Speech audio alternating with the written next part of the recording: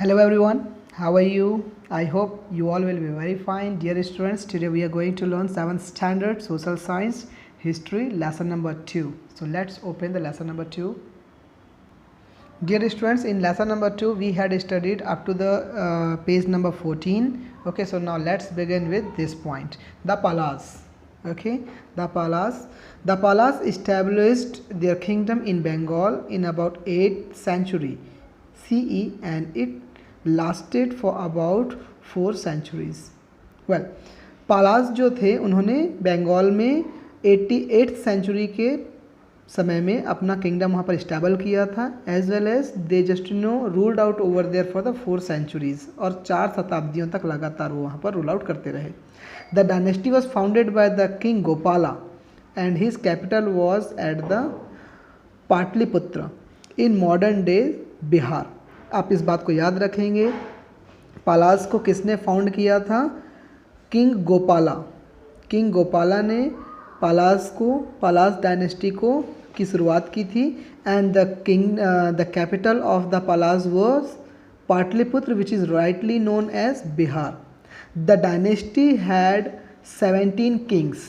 ध्यान रखेंगे 17 किंग्स इस पूरे साम्राज्य में थे. And the famous one of are Dharmapala and Devpala. Dharmapala and Devpala, they were the very famous king of the Palas dynasty. This kingdom included part of Assam, Bengal, Bihar and Orissa.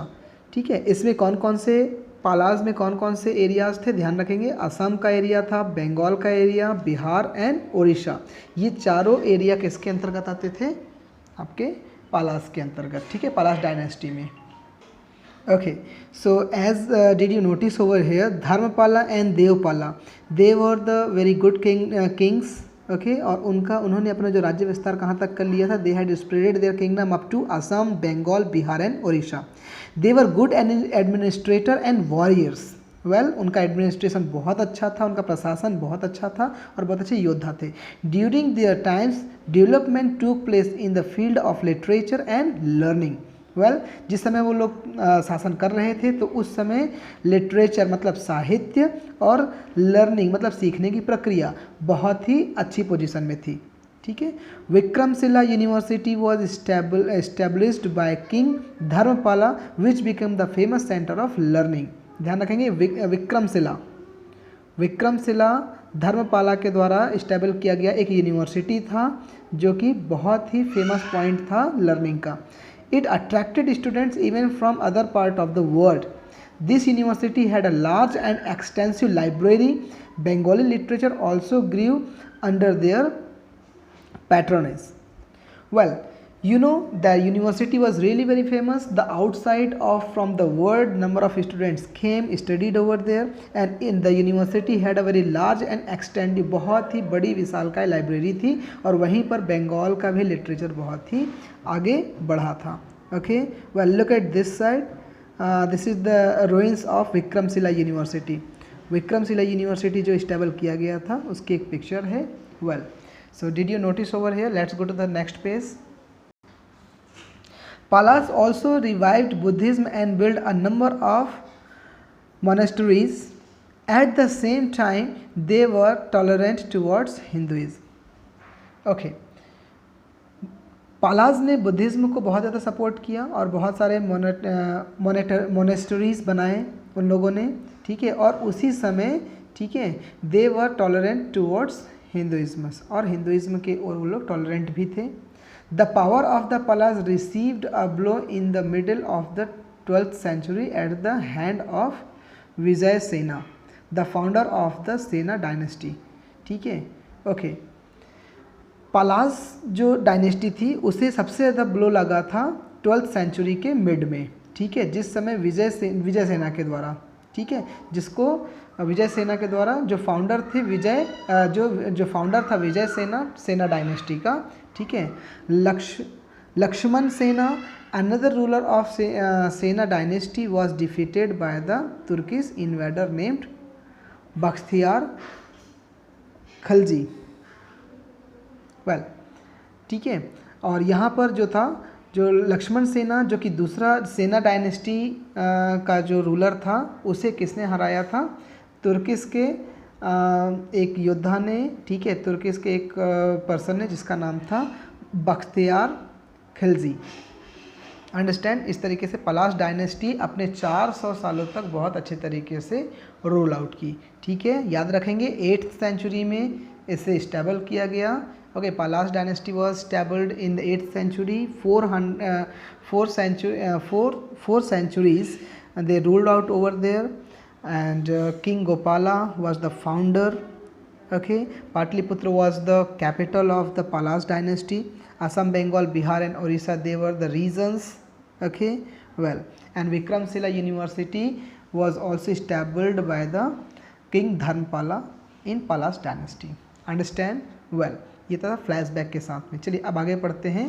ठीक है, okay, our next point is the tripartite struggle.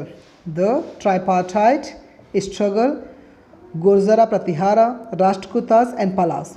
The three dynasties of the early medieval period, the Gurzara, Pratihara, Rashtrakutas and Palas, fought with each other to acquire control over Kannauj. You know, students, the Kannauj was the very central point and the powerful point on that time. So this is why all three dynasties, Gurzara, Pratihara, Rashtrakutas and Palas, they all fought to each other. ये तीनों एक दूसरे से लड़ाई किसके लिए? कन्नौज को पाने के लिए। Kannauj was considered a hub of power of the fertile plain of the northern India. Well, Kannauj was the fertile plain. fertile मतलब उपजाऊ, ठीक है। नॉर्दर्न इंडिया का सबसे उपजाऊ और पावरफुल भूमि कौन सी थी? The powerful land was the Kannauj. Understand? This is why they all fought to each other. Understand? It was an important center and trade and agriculture flourished in this area. Okay, thus it was a matter of prestige to be ruling Kannauj. ठीक है, और सबसे ज़्यादा trade के लिए भी बहुत famous था, एग्रीकल्चर भी वहाँ पर बहुत अच्छा था। ठीक है, इसलिए कन्नौज को प्रेस्टीज माना जाता था, अपने सम्मान का एक प्रतीक माना जाता था। ठीक है, मतलब जिसके पास कन्नौज होगा वो बहुत ही पावरफुल है और उसकी शान अलग होगी। Okay, this was the perception of the all these dynasties Kings. Okay, सभी का ऐसा मानना था। This is why they fought for the Kannauj. Understand? The three dynasties kept fighting with each other to gain the prestigious area. तीनों राज्य एक दूसरे से लड़ते रहे इस prestigious area को पाने के लिए, right? As there were three dynasties fighting amongst each other, it got the name of tripartite struggle. Okay, as there were three dynasties fighting amongst each other, तीन डायनेस्टीज एक दूसरे से लड़ रहे थे, इस वजह से इसे क्या कहा गया? Tripartite struggle. ध्यान रखेंगे, ट्राईपार्टाइट स्ट्रगल क्यों कहा गया? Because the three dynasties had fought for the one area named Kannauj. This is why the struggle was named as tripartite struggle. Since their armies were near equal in capabilities, there were no definite vectors. तीनों के पास बहुत अच्छी capabilities थी, आर्मीज बहुत अच्छे थे। ठीक है, इसलिए बिल्कुल नहीं कहा जा सकता था कि कौन उसका डेफिनेट विक्टर होगा। Well, however, the constant battle kept weakening them over a period of time. They did not realize this, and eventually rulers from the other dynasty captured the territories of all three, and these dynasties perished simultaneously. The real power passed into the hand of the Chandels, the Chauhans, the Parmars and other dynasties, all of whom are considered to be Rajput. You know, यहाँ पर क्या हुआ dear students?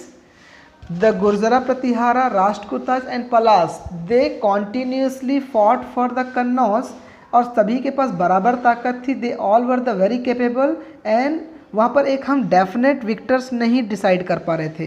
सो ये लगातार लड़ते गए and you know in last what happened? They all got weak. Okay, ये सब के सब कमज़ोर पड़ गए, and due to this reasons neither Gurjara, Pratihara nor Rashtrakuta nor Palas won the Kannauj another parties, another dynasties like Chandel, Chauhan, Parmars, इन लोगों ने फिर उस एरिया को कैप्चर कर लिया। ओके, और ये सभी के सभी क्या थे? राजपूत थे। तो आपने यहाँ पर एक चीज़ क्लियर किया कि अगर हम कोई लड़ाई लड़ते हैं, ठीक है, तो इसमें तीसरे का फ़ायदा हो जाता है। ठीक है, ठीक वही चीज़ है कि यहाँ पर ये तीनों लड़ते रह गए और चौथे डायनेस्टी ने इसका फ़ायदा उठा लिया। वेल, आप इसको याद रखेंगे। और यहाँ पर एक चेक पॉइंट है, यहाँ पर से कुछ क्वेश्चन है, इस क्वेश्चन को आपको कोशिश करना है लिखने की। ठीक है, बहुत ही इजी है, जैसा लेसन एक्सप्लेन किया जा रहा है उसके बिहाफ में आप इसे सॉल्व कर सकते हैं। ठीक है, okay, let's go to the next point. Okay, the Rajputs were considered as the son of the rulers. They were known to be the two descendants, the sun and the moon gods, the Suryavanshi and the Chandravanshi respectively. Okay, rulers के बच्चों को क्या कहा गया? राजपूत कहा गया।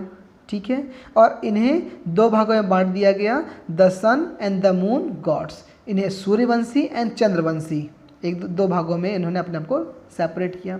इन the northern part of India, Rajputs played a very important role between the 9th century and 12th century CE. They established many independent states. राजपूतों का सबसे अच्छा फ्लो था 9 से 12वीं शताब्दी के बीच में नॉर्दर्न इंडिया में। उन्होंने बहुत सारे इंडिपेंडेंट स्टेट क्या किए थे? स्टैबल किए थे। There was no central controlling authority which could bring them together into a single unit or empire. ठीक है, सेंट्रल कंट्रोलिंग की कोई अथॉरिटी वहाँ पर नहीं थी। Okay, some of the prominent Rajput kingdoms were the Chauhans of Ajmer and Delhi, Parmars of Malwa region, okay, Garhwals and Rathores of Kannauj and Sisodias of Mewar. Okay, so they were the name of the some Rajput kingdoms. ठीक है, फिर से याद रखेंगे, Chauhans of Ajmer and Delhi, Parmars of Malwa region, Garhwals और Rathore of Kannauj and Sisodias of Mewar. Okay, तो इनका राजपूतों का इन्फ्लुएंस कहाँ पर था? फिर से आप ये बताइए, 9th century to 12th century. Okay, and what is the mean of Rajput? Rajput means the son of the rulers. Understand? Okay, go for the next point. The Chauhans. The Chauhans, earlier known as the Chahamanas, were the feudal lords during the rules of the Pratiharas. Okay, Chauhans जिन्हें शुरू में चाहमानस कहा गया था, दे were the सामंत, वो क्या थे? Federal Lord's थे।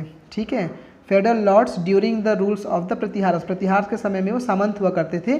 But they established their kingdom first in Ajmer in the 11th century and later acquired control over Delhi from the Tomars and shifted their capital to Delhi. You know, first time the Chauhans established their kingdom in 11th century and Tomars को उन्होंने दिल्ली से हटाया और अपना वहाँ पर capital shift किया। Prithviraj Chauhan was the most famous ruler of the dynasty. Prithviraj Chauhan उस डायनेस्टी के सबसे फेमस रूलर थे। ठीक है, we get to know about him from an epic poem Prithviraj Raso written by his court poet Chandbardai. Prithviraj Raso में, जिसे पृथ्वीराज चौहान के उनके राज्य के, ठीक है, उनके दरबार के जो कवि थे चंद्रबरदाई ने पृथ्वीराज रासो में लिखा था, उसी से हमको यहाँ पर पृथ्वीराज चौहान के विषय में जानने को मिलता है। He fought 2 battles at Tarain now in Haryana with Mohammad Ghori. Prithviraj Chauhan ने मोहम्मद गौरी के साथ में तराइन के 2 युद्ध लड़े थे, जो कि भी हरियाणा में है। Okay, so this was the Chauhan dynasties and this is the picture of Prithviraj Chauhan.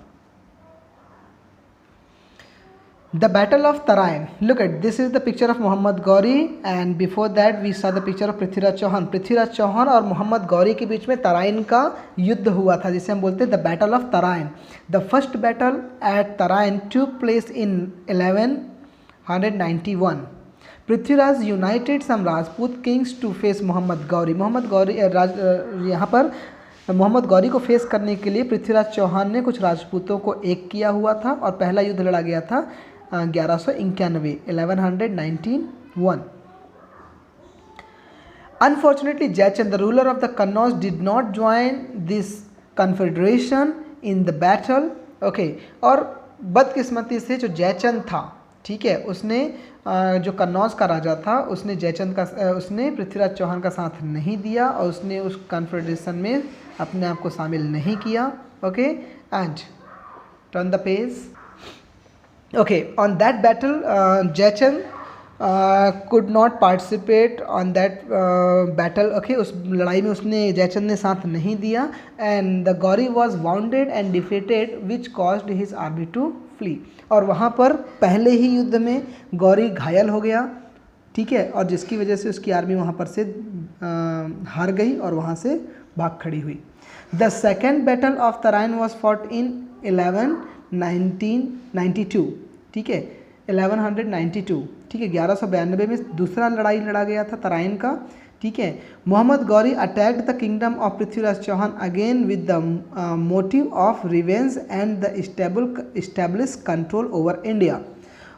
Mohammad Ghori ने इस बार पृथ्वीराज चौहान के किंगडम पर अटैक किया अपने बदला लेने के उद्देश्य से, as well as to control over the India. This time he had organised a better cavalry and armies. Prithviraj again formed a confederation, but this time Jaychand, instead of joining the battle from the side of Rajput, is said to have helped Gauri. Ultimately Prithviraj was captured and slain। यहाँ पर क्या हुआ कि दूसरा जो लड़ाई लड़ा गया तराइन का, इसमें इस बार जो जयचंद था, ठीक है, उन्होंने राजपूत की तरफ से लड़ने के लिए मना कर दिया। उसने बोला कि मैं गौरी का साथ दूंगा। And ultimately Prithviraj Chauhan was captured, उन्हें कैद कर लिया गया एंड लास्ट में स्लैन, उनकी हत्या कर दी गई। All the another Turkish ruler Mahmud of Ghazni, okay, ठीक है, all the another Turkish ruler Mahmud of Ghazni Afghanistan had also attacked in Gujarat region in search of wealth। ठीक है, महमूद गजनी जो आया था, ठीक है, उसके आने का कारण था वहाँ से धन संपदा को लेकर जाना, ठीक है। गुजरात जो कि बहुत ही वेल्दी स्टेट था, ठीक है। Well, the loss in the battle of Tarain by the Rajput is considered as the turning point of the dynasty of India. Okay, और जो महमूद गजनी जो आया था उसने वेल्थ यहाँ से लूटा, और दूसरी चीज़ साथ में और क्या हो गया था कि जो राजपूत जो तराइन का बैटल हार चुके थे, ये पूरे भारत की डायनेस्टी को चेंज करने का बहुत बड़ा टर्निंग पॉइंट साबित हुआ। Okay, so dear students, in this video हम यहीं तक बात करेंगे। अगला जो वीडियो होगा वो आपका सुल्तान ऑफ, ठीक है, सुल्तान ऑफ महमूद ऑफ गजनी हम स्टडी करेंगे। इसका लेसन हमारा एंड हो जाएगा। तो आप चाहें तो इसे पहले से पढ़ के रख सकते हैं, ठीक है, ताकि आपका कॉन्सेप्ट बहुत अच्छे से क्लियर हो सके। Okay, now take care, thank you.